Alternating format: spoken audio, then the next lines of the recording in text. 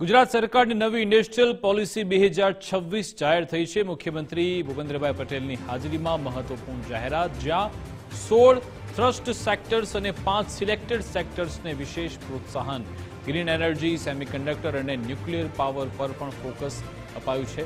Mobility, healthcare અને agro પ્રોસેસિંગને પણ boost મળશે। સ્ટાર્ટઅપ્સને ₹25,000 થી લઈ 30,000 માસિક સહાયની પણ જાહેરાત થઈ।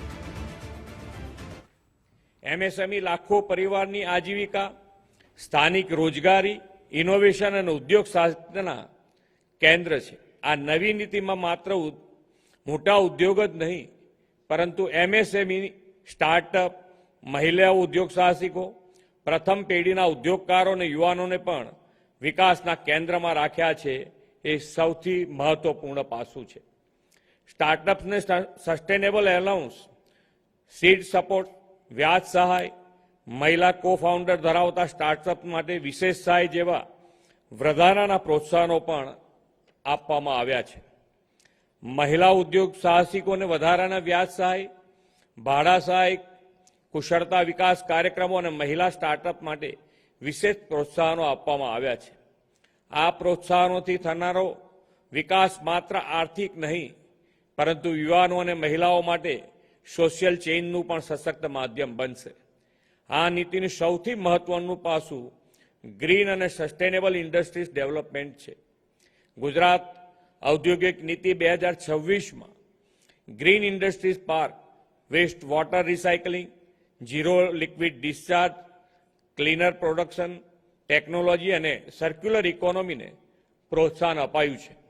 આપણે એવું ગુજરાત બનાવવું છે જ્યાં ઉદ્યોગ વિકાસ કરે, રોજગાર વધે, રોકાણ આવે, પરંતુ સાથે પર્યાવરણનું સંરક્ષણ પણ થાય। આ જ સાચો સર્વાંગી વિકાસ છે। આ અભિગમ આગામી પેઢી માટે વધુ સુરક્ષિત અને સ્વાસ્થ્ય પર્યાવરણ સુનિશ્ચિત કરશે।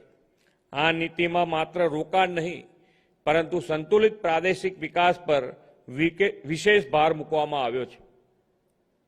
વિકાસનો લાભ રાજ્યના દરેક ખૂણે પહોંચે તે માટે વનબંધુ તાલુકાઓ, પછાત વિસ્તારો, SC/ST ઉદ્યોગકારો અને એમએસએમઈ ક્ષેત્ર માટે વિશેષ પ્રોત્સાહનો આપવામાં આવ્યા છે।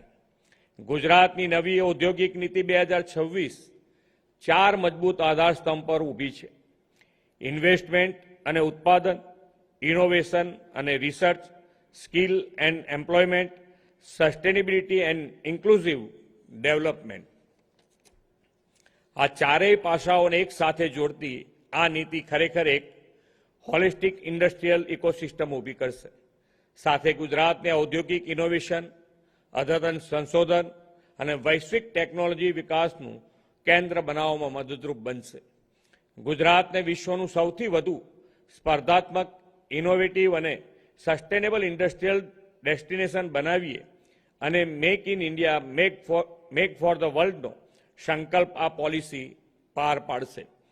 વેલ્યુ એડિશન, એડવાન્સ મેન્યુફેક્ચરિંગ અને ગ્લોબલ વેલ્યુ ચેઇનના સંકલન પર ફોકસ કરીને ગુજરાત વૈશ્વિક સ્તરે સ્પર્ધાત્મક, ઇનોવેશન ડ્રીવન અને સસ્ટેનેબલ ઇન્ડસ્ટ્રીયલ પાવરહાઉસ તરીકે પ્રસ્થાપિત થશે।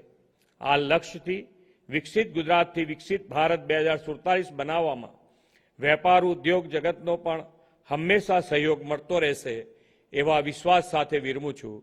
ભારત માતા કી જય, વંદે માતરમ, જય જય ગરવી ગુજરાત।